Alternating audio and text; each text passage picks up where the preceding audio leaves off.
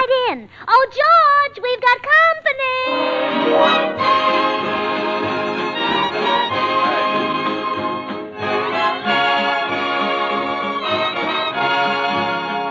This is Bill Goodwin speaking for Lever Brothers, makers of Swan, the new white floating soap that's pure as fine Castiles.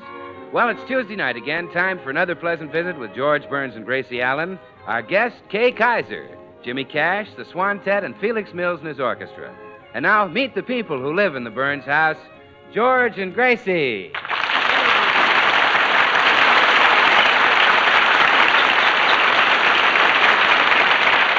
Well, it's afternoon, and George, on his way home from the office, is just stopping in at the corner cigar store. Oh, good afternoon, Mr. Burns. Hello, Stanley. Let me have a box of Perfecto Royales, please. A whole box, Mr. Burns? Yep. How much will that be? Well, let's see. 50 Perfecto Royales plus federal tax plus sales tax. That brings it up to exactly 79 cents. Okay, wrap it up. I want to have them around the house for the holidays. I see. I expect a lot of people to drop over. They certainly will if they smoke those.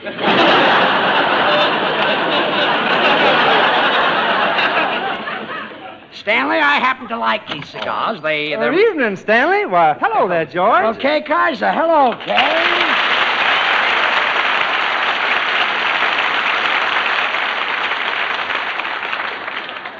Can I get something for you, Mr. Kayser? Yes, Stanley. Wrap up a couple of cartons, please. 2 cartons of what? Are you kidding? Oh, of course. Let's come over me, and I hear your program every week. I'll get them right away.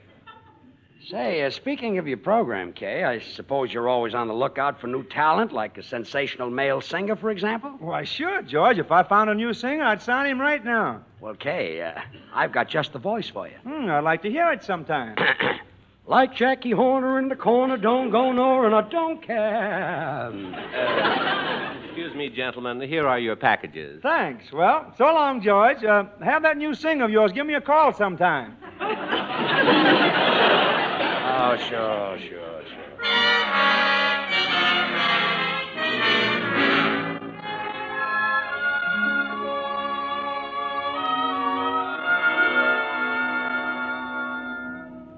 I'm glad you're home early, Judge. I want you to look over my Christmas list.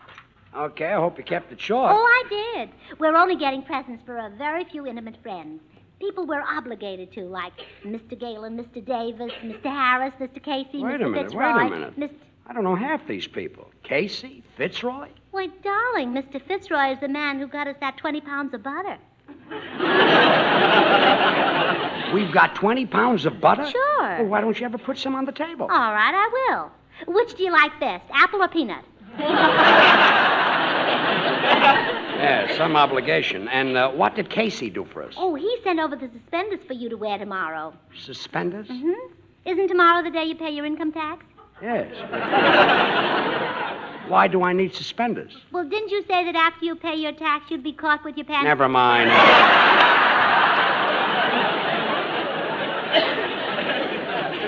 Gracie, this list is a mile long. Well, they're people we're obligated to. We're also obligated to the United States Army.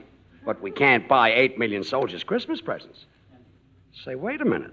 There is a way we can give every soldier a present and every sailor and every Marine. You thought my list was long.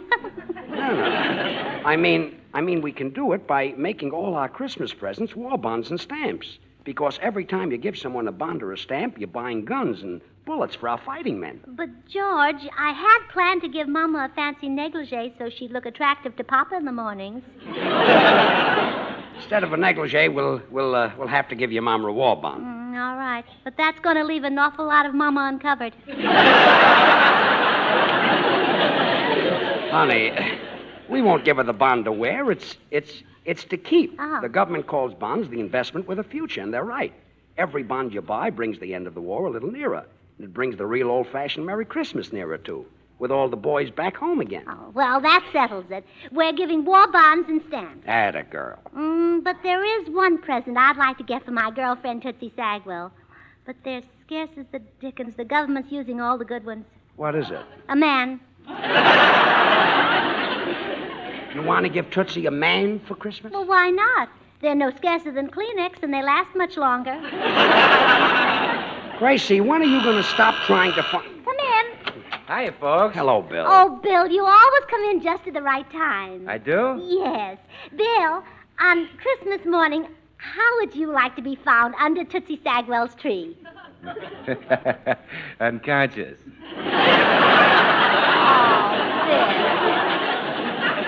Bill, please be Tootsie's Christmas present. Oh, I can't, Gracie. Really, it'd confuse everybody. People would see me with Tootsie, and they'd say, look at that fickle Bill Goodwin. Thought he was crazy about Swan, and now he gets himself a crow.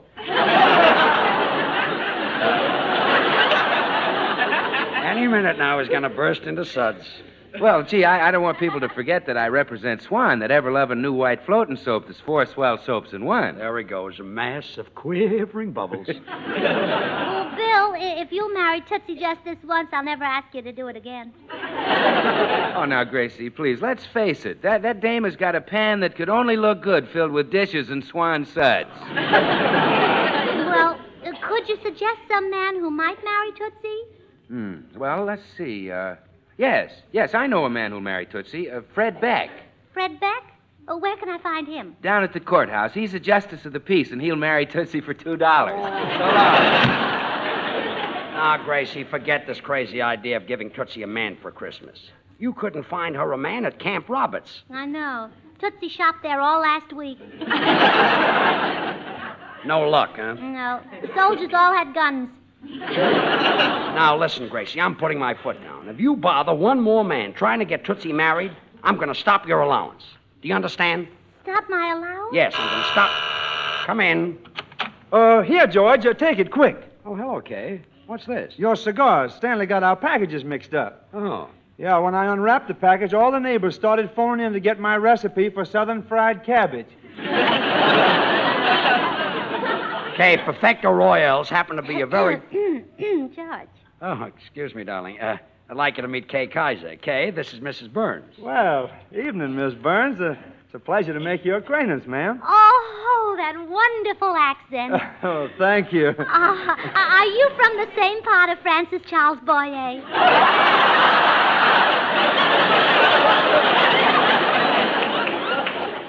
Mrs. Burns, I'm a native from North Carolina, born and raised there. Well, I'll get you cigarettes, Kay. Excuse me for a moment. I'll bet your wife was angry when you smelled up the house with George's cigars. I haven't got a wife. You haven't? No, ma'am. I'm a bachelor. Well, here goes my allowance. I beg your pardon? Nothing. Mr. Kayser, how would you like to have dinner with us tonight? Well, that's very nice of you. Oh, wonderful. Be here at 7. All right. Is it formal? Oh, no. Just wear a green shirt and a red tie and put a little tinsel in your lapel. Gee, what do you want me to look like, a Christmas present? You professors are so smart.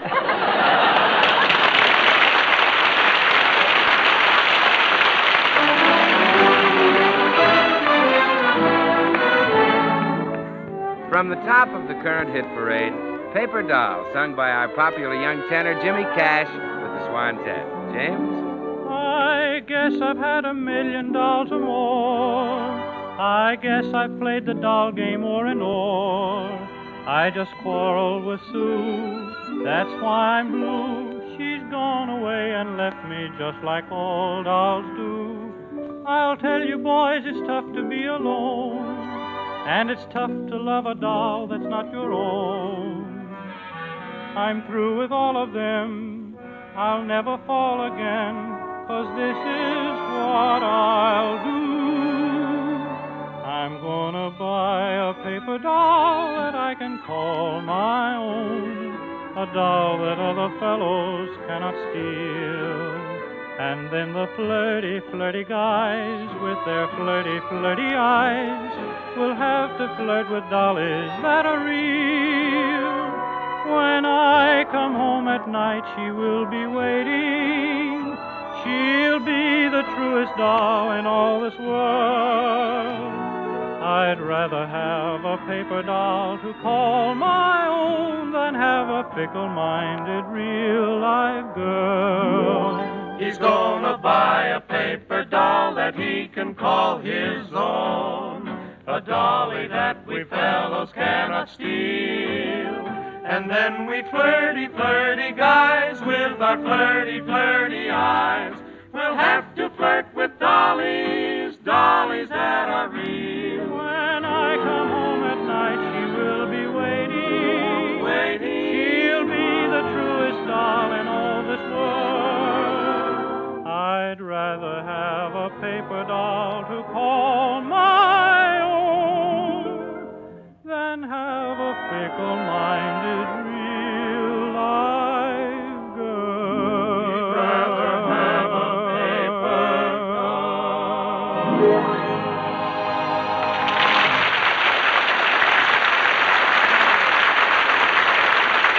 Well, Gracie got George out of the house and immediately called Tootsie Sagwell over to tell her that her Christmas present will be Kay Kayser. Oh, Gracie, I'm so thrilled. Mr. Kayser is such a cute little fella. Yes. And a husband is such a practical gift, Tootsie. They wear well. George has certainly worn, and everybody says he looks it. You know, maybe I'd appeal to Mr. Kayser more if I were a Southern girl. Say, that's a good idea. First, we'll change your name. Well, Sagwell is all right, but you should have a real Southern first name like Lulabelle or Ella May or Stonewall. How about Scarlet?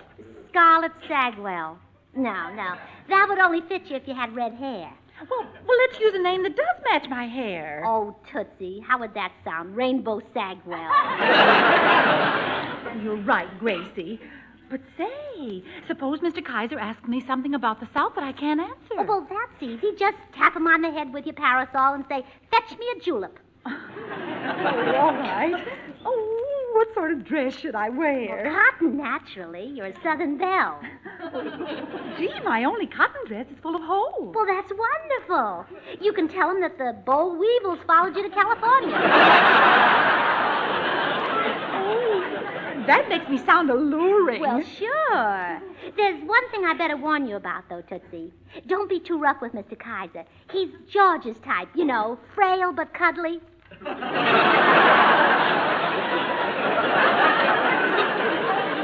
George's type? Well, don't sound so sad. There's nothing wrong with George's type. He's adorable. Well... And so is Mr. Kayser. My goodness, when you go to a zoo, do you always look at the gorilla? The little monkeys are cuter and no more tricks. Oh, well, I'm not complaining, Gracie. Oh, look. Here comes Mr. Kayser up the walk now. Oh, good. I'll run out on the porch and carry him across the threshold. Oh, no, Tootsie. You mustn't meet him until after I get him in a marrying mood. Now, hurry out the back way and come back after dinner. All right, Gracie, I'll be here. Come in. Well, evening, Miss Burns. I hope I'm not too early. Oh, no, Mr. Kayser. I'm glad you came early. I want to talk to you. Oh, you do? Yes. You know, ever since we met this afternoon, I've been worrying about you. You poor, miserable little thing. What? You must be so lonely without a wife. Oh, that. Yes. Married life is beautiful. Why, just seeing George in the morning standing there in front of the mirror in his pajamas, stretching and scratching himself. It makes me happy. Yeah, I think I'd get a laugh out of that myself.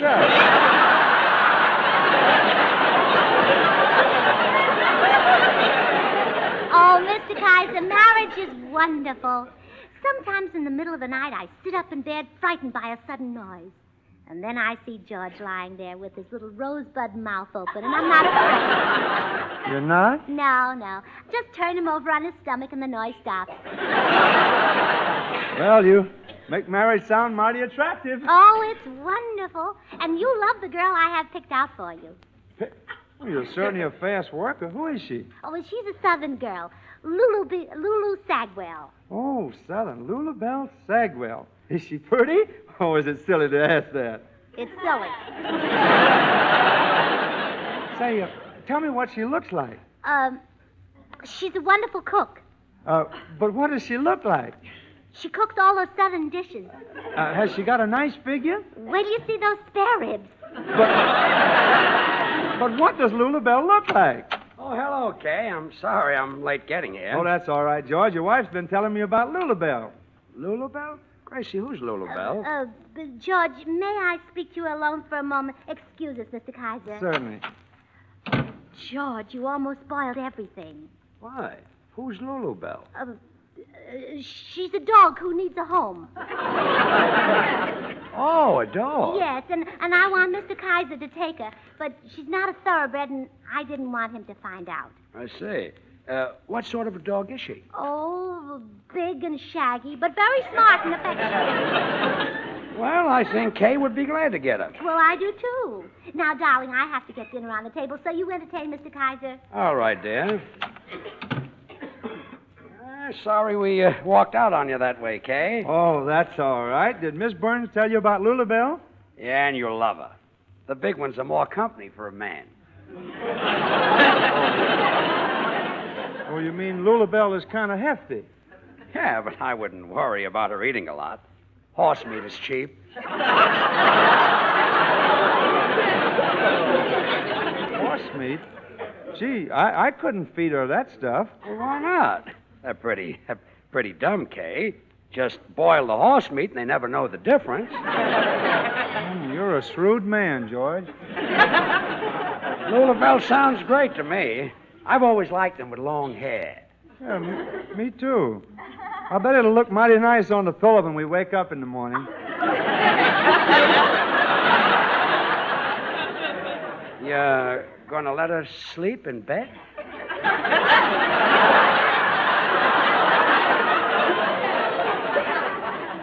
Well, it's customary, isn't it? Well, I don't know. I guess it's all a matter of taste. Well, I am the affectionate type, you know. Well, so is Lulabelle. You'll get along swell, Kay. When you come home at night, you can pat her on the head and she'll stick her cold nose in your hand.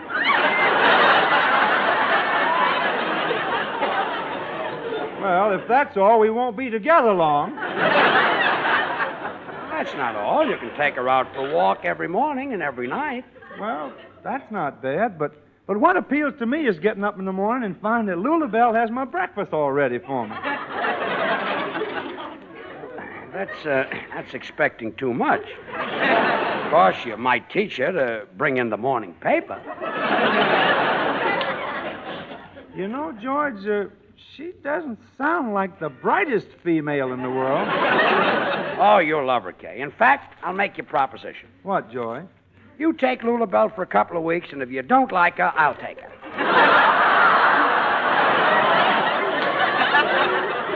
Huh? Well, boys, dinner is ready. Come on in and sit down. Gee, I wish Lulabelle could be sitting at the table with us. Well, if she was here, she'd be under the table. Oh, she likes to take a little nip, huh? Well, of course, Kay. They all like it. Oh, well, that's enough, boys. There'll be no talk about Lulabelle during dinner. All right. All right.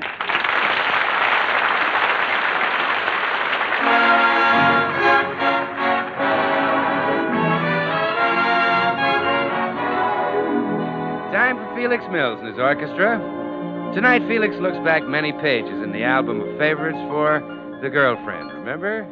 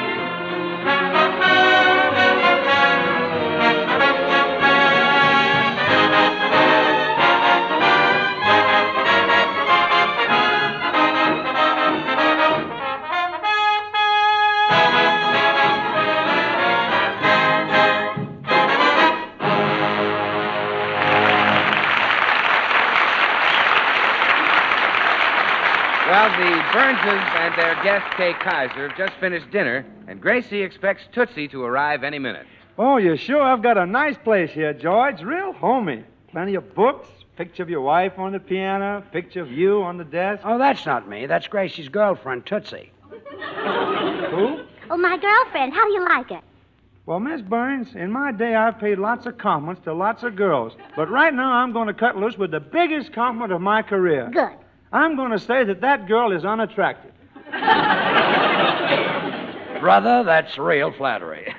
How about a cigar, Kay? Oh, no, thanks, George. I only have two hands, one to hold a cigar and one to strike the match.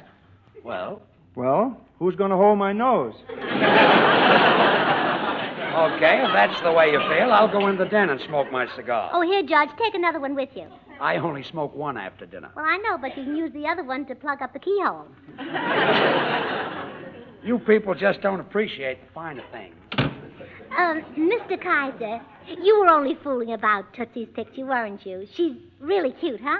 No, Miss Burns, she'll never look good to me. Not as long as I got my glasses on. Your glasses? Mm-hmm. I'm blind as a bat without them. Oh, really? Yep, I can't see a thing.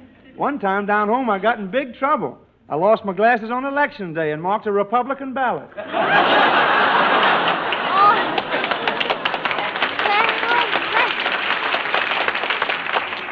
So, you can't see without your glasses? No, ma'am.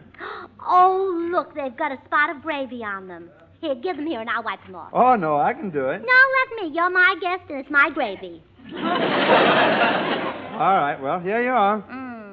Now you can't see, huh? That's right. Yeah, I'll bet you can. How many fingers am I holding up?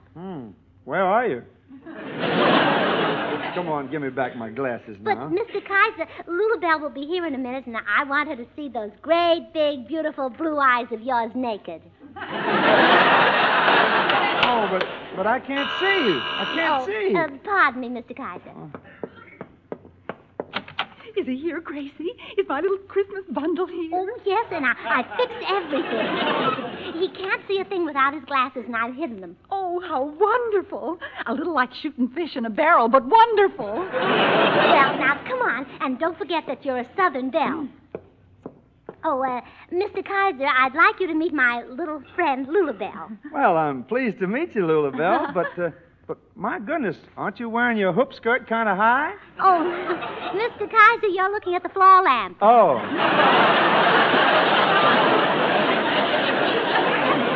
Yes, sir. I'm over here, Mr. Kayser, honey child, you all.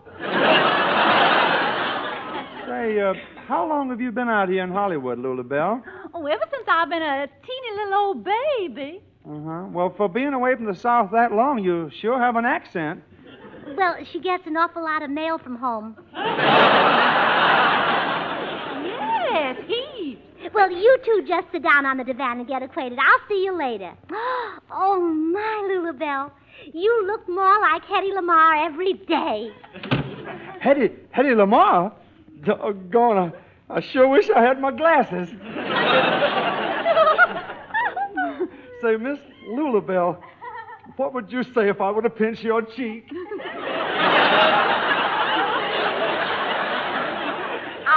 I'd say slowpoke.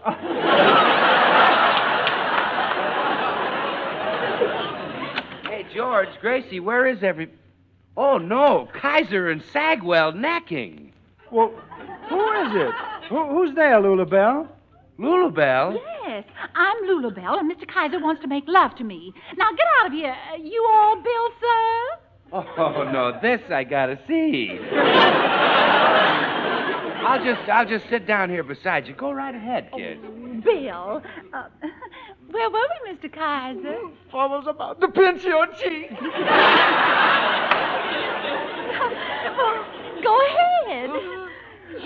My, what a smooth, soft skin. Thanks, I owe it all to Swan. What?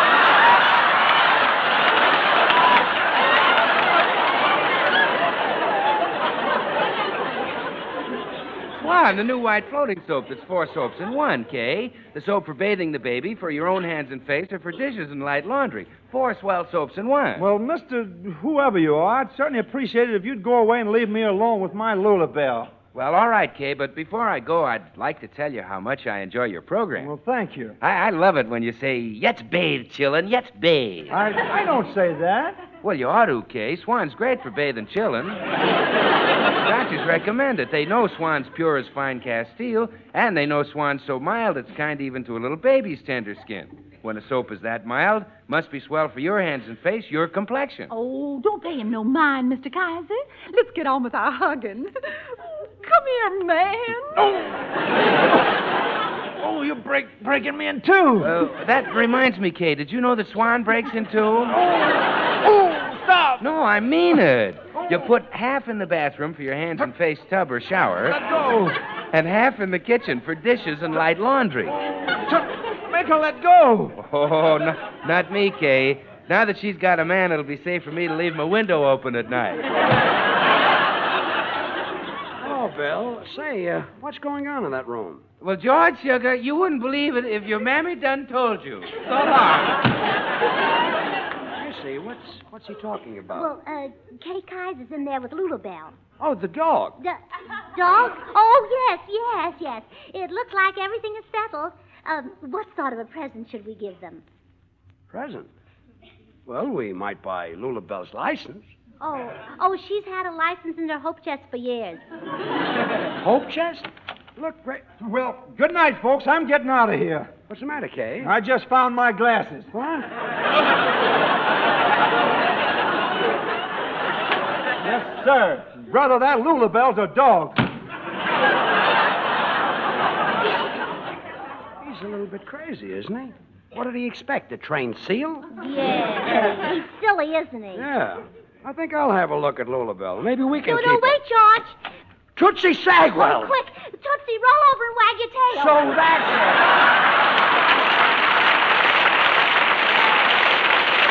George and Grace will be back in a second, which is all the time I need to pass along the good word to you gals that from now on, every time you take a pound of used kitchen fats to your butcher's, you'll not only get paid for it, but you'll get 2 ration points. 2 brown meat points for every pound of used fat you turn in. And I don't have to tell you how valuable 2 brown points are. And I hope I don't have to tell you how much your used fats mean to winning the war. From those waste fats comes glycerin.